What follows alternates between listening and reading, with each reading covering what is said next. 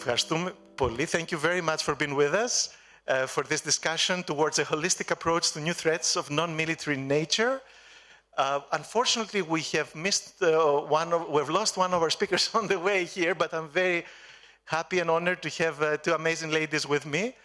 My name is Georgios Kostakos. I'm the Executive Director of FOGS, the Foundation for Global Governance Sustainability. And with us here, in the order that they will speak, are Olivia Lazard, who is a visiting scholar at Carnegie Europe, and she's also associated with the European Institute of Peace. She's not? No. LinkedIn is telling me lies. She can say more herself when she please present yourselves. But Olivia, she's with Carnegie Europe, and she has a very interesting views about ecological geopolitics, and we'll hear about those. And of course, we also have with us Dhanasree Jayaram from the Manipal University of India, and also the Freie Universität Berlin. She's a fellow there at the moment. To tell you a bit how this started, at FOGS, my foundation, we had this project of, we call it M4C, Militaries for Civilian Emergencies. It was part of the discussion with NATO that Olivia also participated in, how NATO and other such military institutions can think also of their role in the new era of threats to human security, like climate change, right, and pandemics.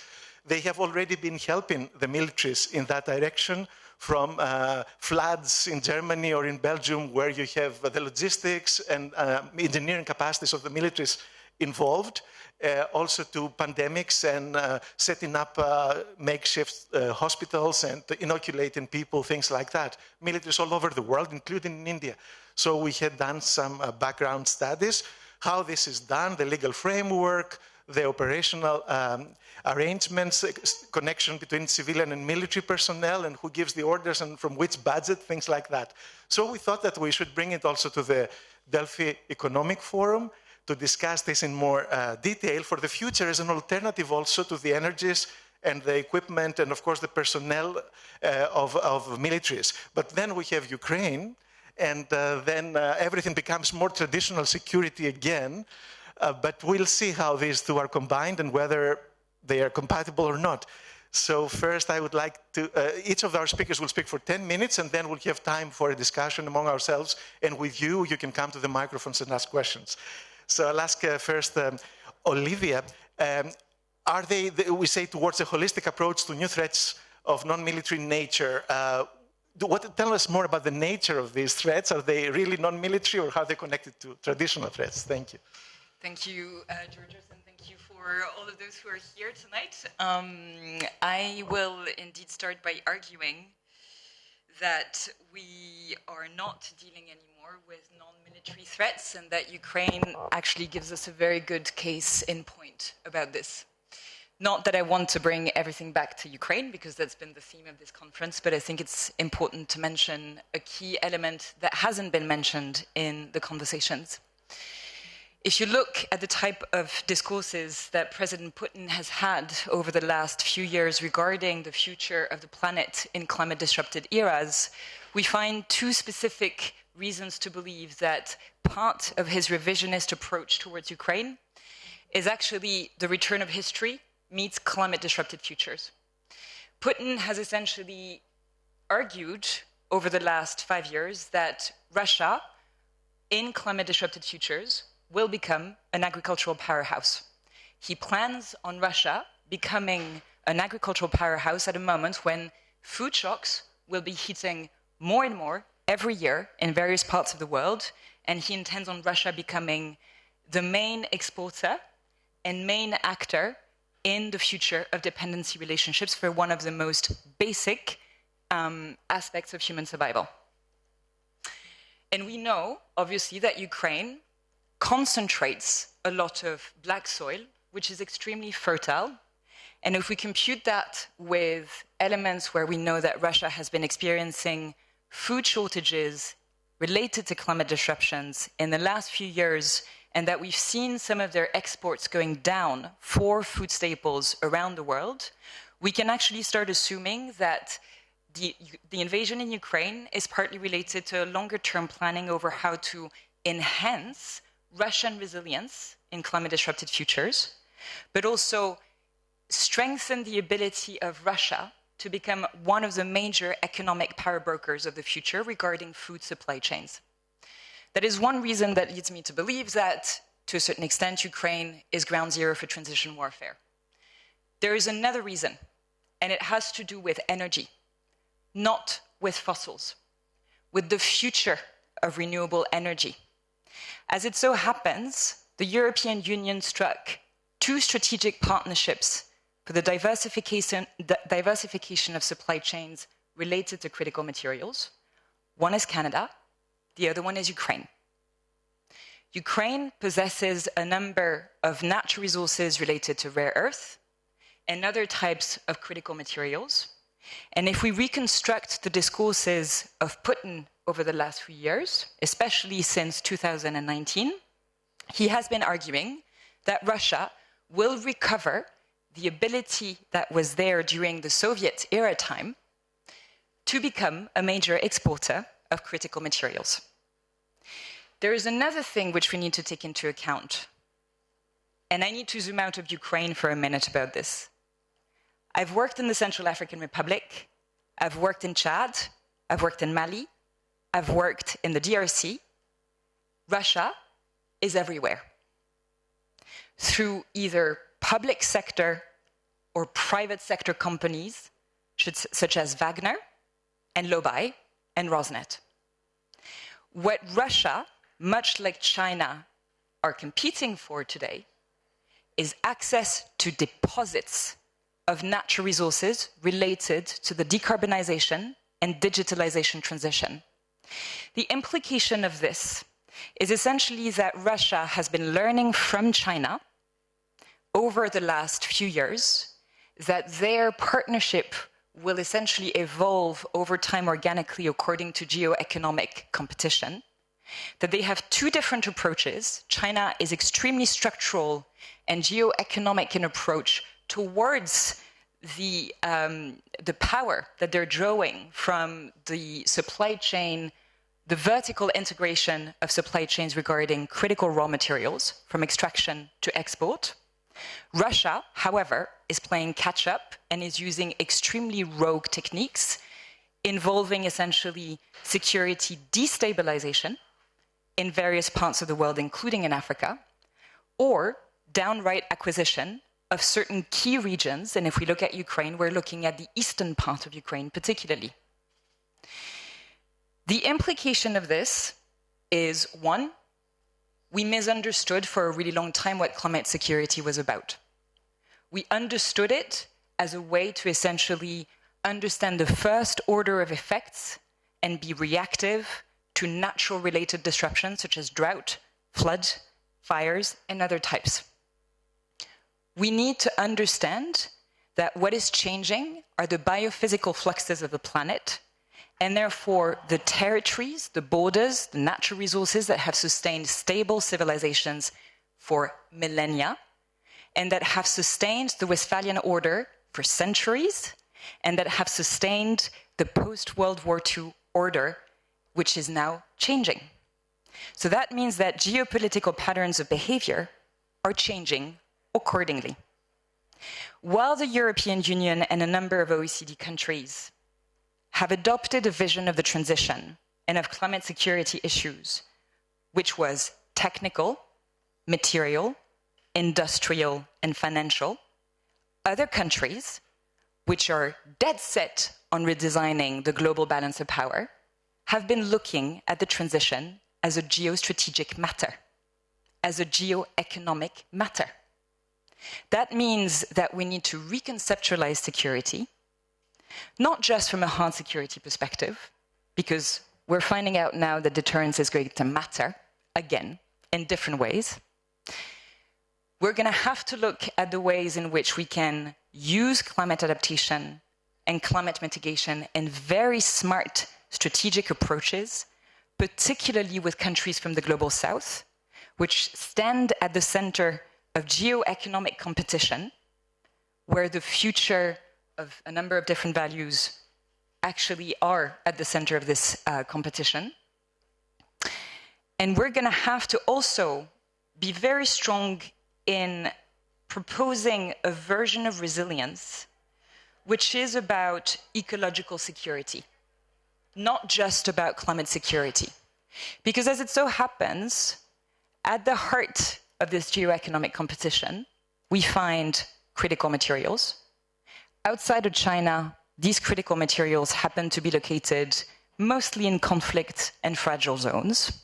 We're talking about places in the Congo Basin, in the Amazon Basin, in the Indo-Pacific.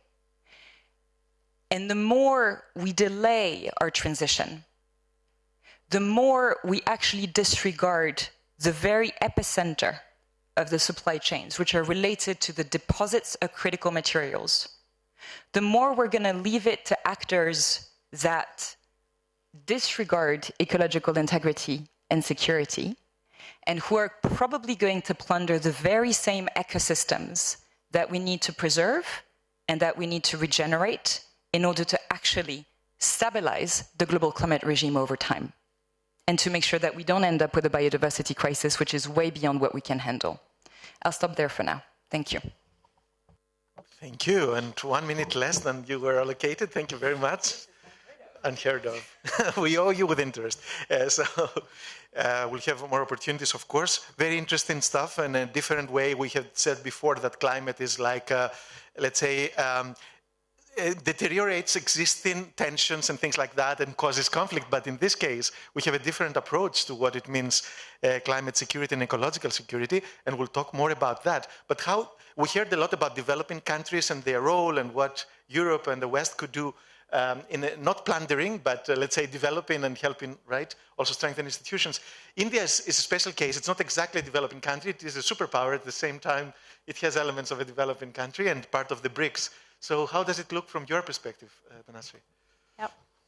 Yeah, first of all, thank you for having me here. And really insightful remarks by Olivia just helps me just build the context further about the Indo-Pacific, about South Asia, India, and the broader global South, as mentioned earlier. So when we talk about the global South, it's very important to look at issues in a broader context, and as I always say, it's context specific, right? So I worked on India. I worked on the Indian military's engagement with environmental security issues, particularly in the South Asian context. And from my own research, this is what I worked for my PhD as well. So it goes a long way back. This is something that is not discussed very much in a very formal way. Like you take India's example, it doesn't have like a stated national security strategy. So you don't know where exactly environmental or climate issues are really represented in that sense. In fact, none of the issues are represented in a formal way because there is no stated national security strategy. But over a period of time, if you look at the joint doctrine of the Indian Armed Forces, which was released in 2017, it clearly states that environmental security is no longer just a non-traditional security concern that India needs to deal with. It is something that hits at the core of security, right? So this is a traditional security concern that needs to be dealt with. I mean, of course, it has not been institutionalized to the expectations of those who work on, say, security issues, but yet you can see that slowly but surely the level at which environmental issues are prioritized in contexts like South Asia, it's going up. So, I mean, just to give some examples here, starting with the South Asian, border conflicts. South Asia, that way, it's a politically very fragile area. You have, border conflicts between India and China, India and Pakistan. And these issues are very much influenced by environmental and climate factors. There are, I don't know how many of you have heard about the Siachen Glacier, which is like the world's highest battleground, where you have Indian and Pakistani soldiers on both sides of the border. The Siachen Glacier is receding really fast, and this is actually making, especially on the Indian side, at least the Indian military is talking about changing its deployment procedures. They are finding ways to ensure their presence in the Siachen Glacier, because this is a matter of sovereignty and territorial integrity and so on and so forth. That is one example. On the India-China border issue, in fact, there've been. This is a very interesting case. Like she talked about the rare earths and China's control over rare earths, but we also have to remember that China is home to the origin of various rivers, and for China, literally these rivers are like strategic assets. They're not just something that can be shared with the neighboring countries, and this is a concern for all the downstream countries, that what if China builds these dams and prevents the flow of water, or what if China releases too much water during the monsoon, and how that can flood the downstream countries. And this is a concern particularly for India, but also like for countries like Bangladesh, and also if you look at the Mekong Basin, that's another case in point, which where already there are conflicts between the Mekong Basin countries over the sharing of waters. So for China, the sharing of waters, this is not an issue. It's a non-negotiable issue for them. They don't have any bilateral agreements with, say, India and Bangladesh, except for sharing information, of course, but not on the technical aspects. So there is sharing of information, which again gets hijacked by geopolitical tension. So we've had two border conflicts in recent times. The Doklam conflict. During the Doklam conflict, in fact, China refused to share information, the hydrological information, with India. So these are the concerns which, at the same time, China shared information with Bangladesh. So that was the funny part, that the China claimed that the technical, the infrastructure was not in a position to give the information or whatever. So that was what was shared with the Indian counterparts. So these concerns are there, and on the other hand, we can also talk about like the energy transition, which is very interesting, because then I have to also talk about the broader Indo-Pacific region, which is, of course, a geopolitical construct, which is also as much of interest to the European Union today, as we have seen the release of the Indo-Pacific strategy. And one of the areas in which, there is a lot of emphasis that is being laid upon as far as the Indo-Pacific strategy is concerned is energy transition, diversification of mineral value chains, particularly to reduce dependence on China, right? So this is one of the focus areas. Now, in relation to that, of course, some efforts are being made, but I would say these are still in the initial stages, and we don't know where they're going. Like, for example, the Quad countries, that is India, US, Japan, and Australia, for instance, they are focusing on climate change as a working group. This is still a very informal sort of arrangement, but, this is an area that is being focused upon as a priority area, in fact, so that, like Olivia also mentioned, it's important that dependence on China for these critical materials would only make things worse in a geopolitical sense. So that's on the Indo-Pacific front. And just to add on to some of the issues on which the military as an institution has been heavily engaging in environmental security issues in the Indian Ocean region, for instance, where the Indian Navy in particular has been known for providing humanitarian assistance and disaster relief to the neighboring countries, like Nepal. Nepal, of course, is more like army, but then you also have Maldives, Sri Lanka. And in fact, if you go back to the origin of Quad, it's something that happened after the 2004 Indian Ocean tsunami, where these four countries in particular decided to formalize how HADR can be a cornerstone for cooperation among militaries of like-minded countries, like democracies, or what we call. So in that sense, there is active cooperation between the militaries. Not all militaries, of course, where there are geopolitical tensions, you don't expect that, like between India or Pakistan or India or China. But then in the Indian Ocean region itself, there is a lot of emphasis that is laid on HADR, and also, like, if you go further to the Indo-Pacific region, ASEAN, for instance, the Association for Southeast Asian Nations is another regional organization which has also kind of put in place several measures to improve disaster preparedness, resilience, and broader climate security. Again, the word security in that sense is not used very loosely in the Asian context, so there is still that reluctance to associate, say, environment or climate change with security, which is why you would also see, India, for instance, is opposed to discussing climate change in the United Nations Security Council. It's one of those countries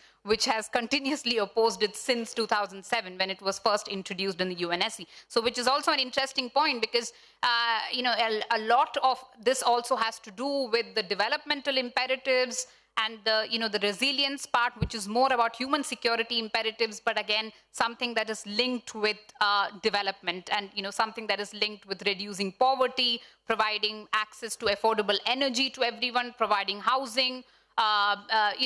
These are some of the imperatives that would continue to dominate the discussions on environment and climate security, not as much about conflicts or these geopolitical or geoeconomic imperatives, which are important to discuss as well.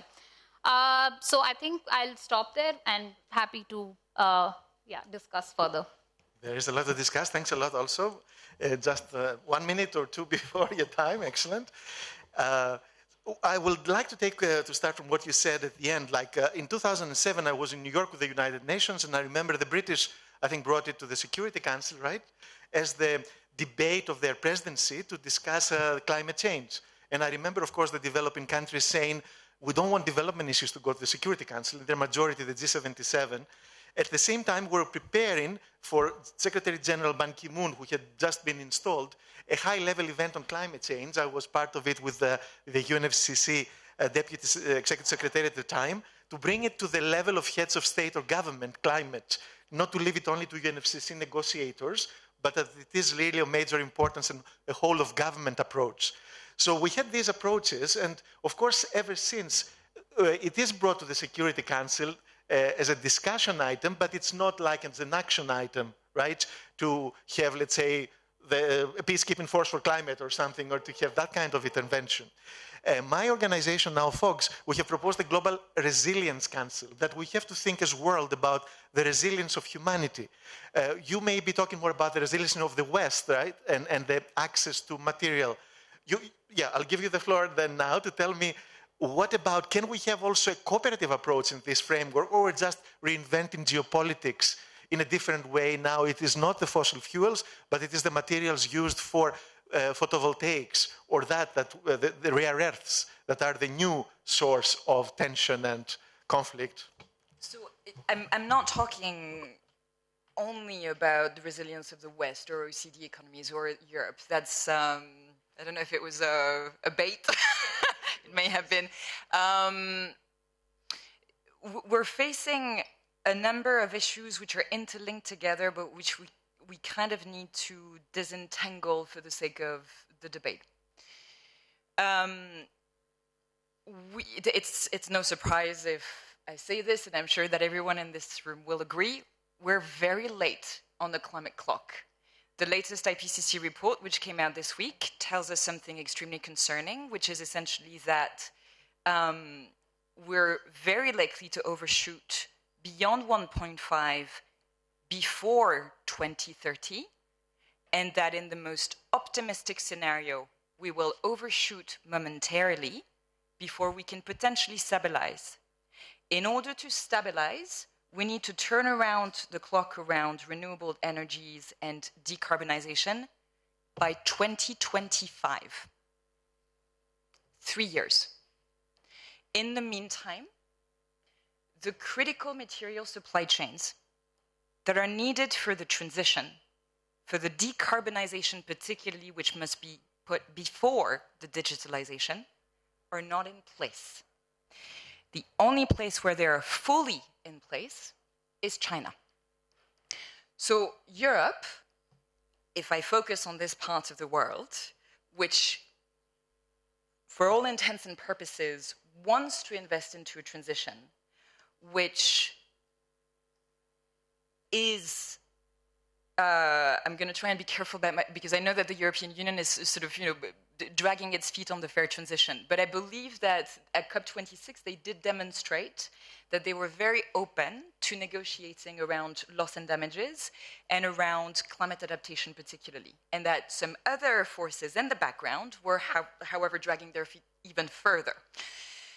The future of a fair transition, it may be a personal bias, but I believe that indeed it is within the remit of inclusive governance, responsive governance, value-driven governance centered in human security, as well as ecological security.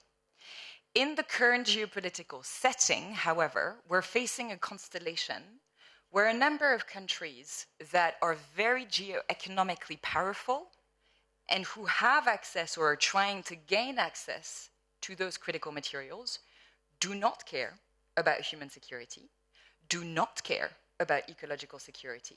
So there is now an imperative for actors such as the European Union or European actors writ large, or hopefully OECD actors, but I can't put them on equal footing, all of them at the moment, to anchor a geopolitical strategy, a geostrategic outlook on climate mitigation and climate adaptation, which is actually indeed anchored in human and ecological security. And that means that it is about understanding essentially how to push forward as quickly as possible on the mitigation in Europe, but not at the expense of anybody else. The purpose is essentially to invest in what I chose to use this term in other talks, inter-resilience. The future of European resilience, if we want to focus, as an illustrative case, is fundamentally tied. It has always been, but it is very visibly tied today to the future of African, Latin American, Indo-Pacific, Caucasian, Eastern European resilience, and obviously global resilience as well. So that includes, China, Russia, India. But for the moment, we have to reckon with the fact that there are such geopolitical rifts, such rifts in the understanding of what the global transition is about. Because let's be honest, what I was explaining about Russia before is incredibly concerning, because it is an illustration of how a very powerful actor is using the energy transition, and more generally an economic transition, as a win-lose type of scenario. And where it is using the instability that comes with any period of transition as a way to redesign and renegotiate the global balance of power and the values that the international system has been based on, which hasn't always been respected. We talked about it this morning. There are many moments when it has been flawed. But for all intents and purposes, we still have a UN system which is embedded in very strong human values and which needs to be respected and which we need to support at all costs. Not at all costs, it's a bad expression, but going forward, this is what resilience is going to be about. It is anchored in how do we make sure that we ensure human survival, that we ensure a fair transition with differentiated responsibilities, but collective investments, and making sure that we don't, that the geopolitical competition at the moment and geoeconomic competition doesn't actually undermine the future of the biosphere, because this is what is at stake, and this is the new element essentially in the geopolitical competition and ecological security. A follow-up comment on this is, so a new security architecture perhaps for the European continent and for the world would be based on human security in that sense, if we could bypass or whatever, resolve these issues of geostrategic competition, right? Ideally. Well, going back to the past very briefly, when I was a student doing my PhD on UN reform in the late 80s, it was the end of the Cold War. Vladimir Petrovsky, working with Shevardnadze, he was the Deputy Foreign Minister of Russia, was talking about comprehensive security. And he was saying it's not only security, military security, but it is also ecological security, health security. And the Russians were, or the Soviets in their going to be dissolved, they were talking about this. And they had brought it to the United Nations also. but it was not taken up by anybody because the Soviet Union was dying. They were soft and nice, the Gorbachev people, but they were not considered serious, perhaps, interlocutors at the time. So in its arrogance also, the West and others, plus the new Yeltsin and others who were coming in, they just let it die. And now we're going back to that with a Russia that has evolved in a very different direction than you would have liked or should have liked. So yeah, just to tell you the story that shows that we've missed opportunities in the past, but you think we can catch this opportunity now, or you want to, what can we do? Yeah. Yeah, there are huge rifts, geopolitical rifts, geoeconomic rifts, and there's a big divide between the global north and global south even today, and that was visible in the last COP as well, at Glasgow summit, where a group of countries that wanted climate finance to be mobilized and further mobilized, and also the loss and damage, which has always been a controversial issue where there's not been real consensus between countries, as Olivia mentioned. With all these major, how do you say that, these fault lines that exist on the global stage, it's very difficult for everyone to come together and talk about climate change or ecological security issues. And, just look at the whole environmental security discourse. How many issues are actually getting that sort of momentum? Climate change, possibly, yes, but you look at biodiversity, look at desertification, look at so many other issues which are still not getting the sort of importance that one needs to associate with them, because we are looking at extinction of many species. We are looking at the broad-scale changes to the planet as to where we live, or how do we cope with different types of disasters. And the IPCC report also shows that we have a very small window, right? So that window, how do we really approach this issue at a time when, like you mentioned in the beginning, you have Ukrainian crisis. You also, let's not forget there are umpteen number of conflicts around the world. Afghanistan it's in a very messy situation right now. Yemen, perpetual crisis. With all these different conflicts, how are you going to make sure that ecological security would be prioritized, right? So this becomes a very difficult question to answer for me.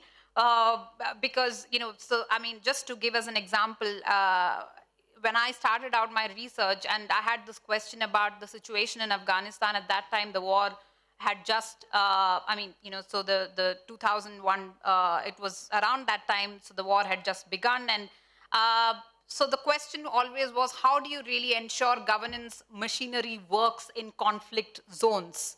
Right? So it's not always about climate change, or it's not always about ecological sort of degradation. It's also, it's actually about making those governance frameworks work. If the governance frameworks work, then, all these problems can be addressed in different ways. However, when you have a conflict and a perpetual conflict, or, protracted conflict, as some say in the case of Yemen, for instance, it's very difficult for any of these issues to come up in the priority list. So I think all these issues need to be dealt with together. The UNSC has done some work in terms of, like in the case of Somalia, in case of South Sudan, for instance, bringing up these issues to the forefront.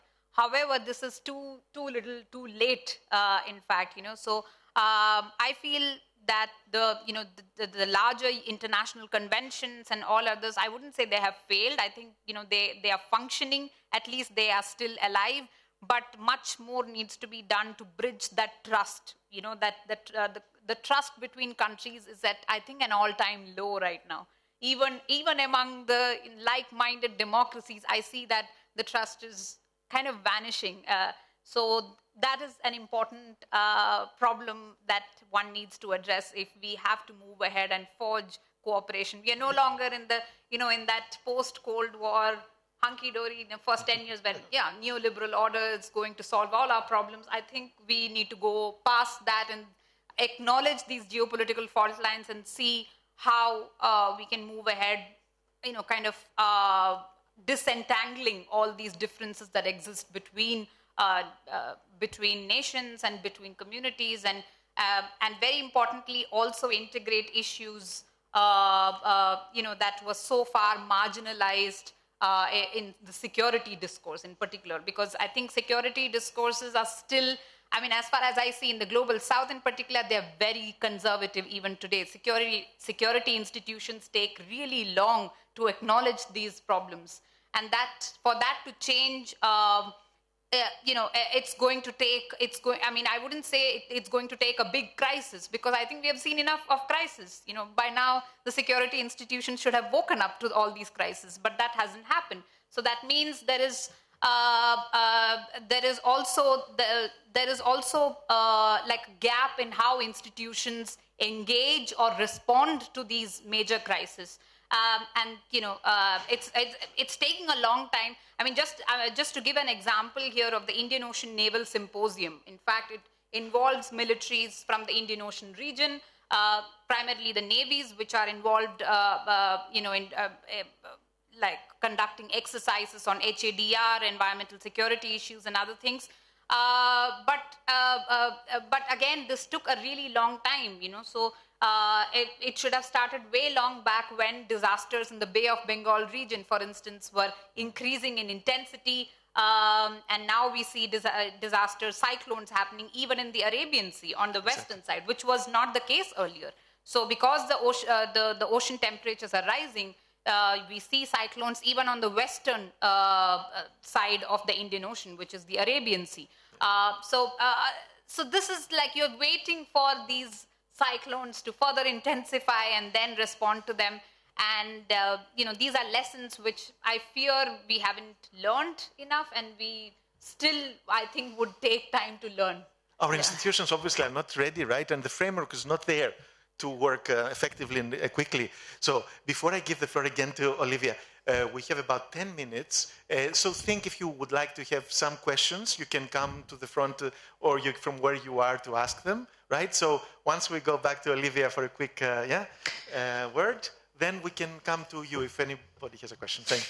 Dana, I want to build upon two things that you said. The security crises, or the number of crises that are coming our way, and the trust element. On the security crises, we fell, actually the 2 points are related. We fell prey to a very narrow understanding of what security is.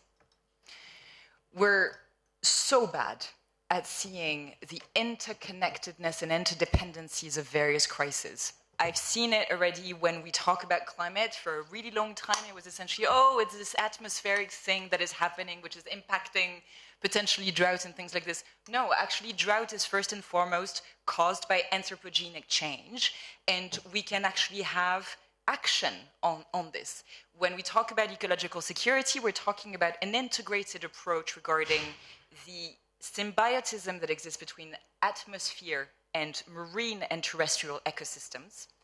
And on marine and terrestrial ecosystems, we have a lot more leeway, including in conflict and fragile zones, where we can actually use methods of complex regeneration, which are about redefining essentially what ecological complexity is, reinvesting in that, not just planting trees, 4 or 5 different species, which are usually irrelevant to soil context, et cetera, but also complex in the sense of you need to reconcile various communities and human civilizations or societies with their environment. And on this, also related to the conflict settings, we also fell prey to a very narrow understanding of what the environment is. So I come from a political mediation background, and I've seen mediators or security actors say, well, if we look at this region, they have some problems around competition over natural resources, so we're going to try and regulate the access and the divided access to those natural resources. Usually we're talking about timber, water, and various types of materials or fossils or things like this. What it ends up doing is essentially structurally organizing the way in which an ecosystem over time gets depleted because various resources are actually being monetized or competed for in structural and regulated and governed ways. It is very different to have an approach to say, let's look at the ecosystem, let's understand how it works and invest into it, and therefore organize the way in which governance and negotiations can actually be based on the concept of continuous regeneration over time. The other aspect is indeed, the trust aspect. And that's where, again, particularly, I'm going to talk about the European Union because it's the case that I know best. There was just such a... We put on eye-rings for a long time around climate adaptation because we believed that it was an admission of defeat. And now we find ourselves in a situation, literally around the globe, where we're talking about climate finance. So we're talking in very confrontational terms, because even the $100 billion, dollars which were supposed to be reached in 2020 are falling short. They're not enough. We all know that. 100 billion a year is never going to cut it. We're not there anyway. But on top of it, and that's the part which it shows how late we're coming to all these discussions. When we talk about amounts of money, we fail to talk about how this money is invested. As it so happens, a number of countries around the world, actually pretty much the majority of countries, don't know what to invest into when it comes to climate adaptation. So they don't actually know what their basic territorial security or human security or institutional security should look like for what level of warming. And I'm looking at people in the room who are working at NATO, or others who may have left, who are working for the European Union. We have so much at our disposal to reconsider the way in which we do ecological security strategies. The first thing is that we need to remobilize hard security actors in a very different understanding of what security is in climate-disrupted futures, and it needs to start with geostrategy.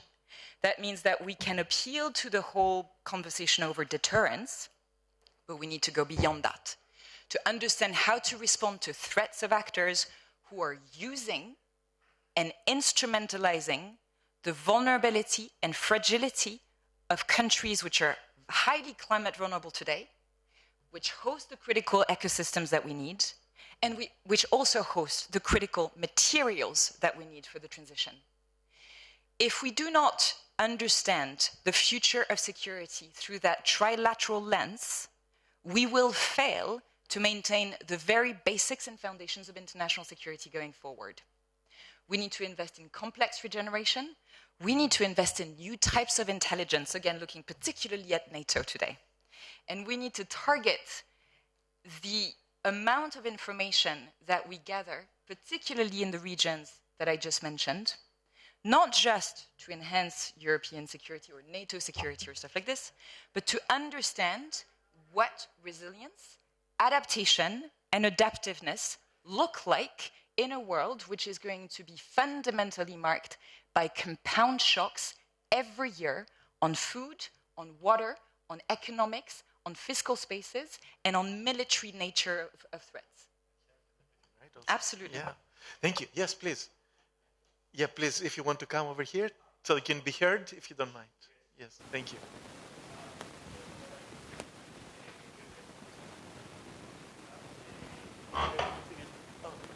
Yes, and let me introduce myself. My name is Theodoros Chondrogiannos. I'm a reporter, investigative reporter from Athens, Greece. I work for Reporters United, which is a team of investigative journalists in Athens, and we investigate Europe from Brussels. And I have a question. Maybe it's not the best one because I wasn't right from the beginning for here, but it's something I asked before in other forums, and I want your opinion on that. So, talking about threats and security, we're here in a country where we have 200 islands. So we are going to be one of the countries that will be severely infected by the climate change. But as we can see now, because of the invasion to Ukraine, we have new investment in fossil fuels, a lot. And we can see that nightmares that we thought that we can battle with, like the LNG, regardless of if it's American or Russian or from Qatar, now this is becoming a reality. So Mr. Sachs was here in the morning and said that you should end this war and you should cooperate with China and Russia and get the Americans out of Europe. Because they will do that, they will go on with this war. Still an American, right? Sorry? Sachs. He's still an American. He has his passport. Yes, Yes, okay. yes, I think so. Yes, and I hope so. It's the free country, so. The thing is that yes, he meant that America is very far away, like in every war. So it's easy to keep a war for 10 years away from your home, and here is Europe. So my question for you is, to be clear, how do you see all these new fossil fuel investments, and at the end of the day, this brings more security threats for us? And what's your opinion? How can we cooperate in a world where US, Russia, and China see each other like enemies in a fierce way? And let me be clear, I don't think that they will care about people and about the nations, as you mentioned before. So, thank you. And when elephants fight, it is the grass that pays for it, or whatever. Thank you. Exactly, thank you. I'll try to answer that. I'm not familiar with the Greek policy, so I'm not going to comment on that. But if you look at fossil fuel investments, almost all countries have increased their fossil fuel investments, especially with the invasion of Ukraine. But even otherwise, you look at India; it's highly dependent on coal even today, and that was one of the questions which was raised in the Glasgow summit as well, where India said that, openly came out and said that you can't have this term of phase out. We can only talk about phasing down coal consumption and production. We can't phase, and that's legitimate concern, because you have a lot of communities which are dependent on coal. You have a lot of states in India that are totally dependent on the revenues that are generated from coal. So you can't suddenly ask them to transition into something that is cleaner without making sure that they are rehabilitated in some way or the other. So yes, the government has started talking about just transition, but it's really new. Like, it's possibly in the past few months that they have started discussing how to go about this now. So yes, there is realization, but it's not. It's fairly late. To answer your question, imagine talking about Indo-Pacific strategy without China in it. That itself is like, okay, how do you think of the Indo-Pacific region without talking about China? Like, you're saying that, this is a strategy that is also trying to balance China's influence in the region. But China is very much part of the region, and you can't have any consensus on climate change without having China on board, which is why even at the Glasgow summit, you saw US and China signed the bilateral agreement on climate change, irrespective of all the geopolitical differences that otherwise exist. Although the agreement itself is, not really of, high expectations or anything, but still it was signed. You look at India and China, there's long-standing border dispute, geopolitical tensions. There's absolutely no trust between the two countries today. It's an all-time low. But India is also very much dependent on Chinese panels for, from that's one reason why India is talking about diversification, because otherwise our own manufacturing industry is heavily hit, with this over-dependence on Chinese raw materials and the rare earths and also the panels itself. So, it's a billion-dollar question as to how do you ensure that these geopolitical fault lines don't end up actually complicating the climate governance regimes. Yeah, We've been saying that for the last 2 decades. Honestly, We're getting there. Okay, one word from. I just agree with you about not having time anymore, and this is the part which I think Dr. Sachs was coming from. But with all due respect for Dr. Sachs, and I have a lot of respect for him,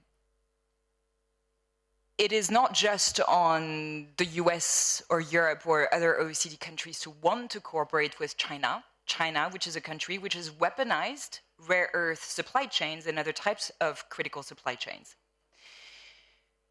It is with this realization a number of years ago that there was a heightened conversation in the US and Europe, in India, and other places, in Australia, where we said, well, we need to diversify. However, and this is the part which makes me choke as I speak, because we've lost so much time. It takes between 7 and 15 years to open a mining venture related to critical materials. We don't have those 7 or 15 years, but we cannot afford to walk into a cooperation, or no, not a cooperation, a fundamentally toxic dependency with China on a continuous cycle, because we would essentially be paying and increasing their balance of trade to redesign the global balance of power. So the whole question then becomes, and this is why, I'm not part of the people who currently believe that the Ukraine invasion is accelerating the transition towards clean energy, for the very simple structural reasons that we don't have the supply chains in place. And this is why there is a need to make sure that a lot of focus, once again, goes towards adaptiveness, resilience, but also really strong value propositions in geoeconomic terms towards partnerships with Latin American, African, neighborhood, Caucasian, Eastern European, and Indo-Pacific partners. Because at the end of the day, the competition is already on. The question is what we bring to the table in order to elevate the competition, in order to safeguard the biosphere, and to accelerate as quickly as possible towards a transition, knowing that we will overshoot over 1.5. Yes, but so far we're going towards the LNG. So yes. that's my show. The US and Europe, because the EU had so far no plan for a green transition quick enough to get rid of the Russian gas. Because we don't have the structural supply chains in place for the green technologies. That's why everybody is looking left, right, and center for nuclear, LNG, other types of natural gas, potentially hydrogen, but we don't exactly know if the infrastructure is fit for hydrogen. Exactly. We are not accelerating towards the clean energy, not for lack of political will per se, not for lack of lobbying power, even though that exists. I'm not arguing against it, but because we're not where we need to be, because we lost 20 years and we lost them to an ideology which was indeed about let's cooperate. And it's going to bring other actors to the type of value system, to the type of geoeconomic equilibrium where we can sustain the international relations system as it is and indeed foster cooperation over dependencies, which are not just toxic, which are supposedly about peace and integration. Or win-win, and the private sector will solve it, or whatever. I put my own thing. Sorry. Thank you very much. Thank you. We have to give back the microphone and vacate the room, I think, because it was the last session. Thank you very much. Thank you for being with us.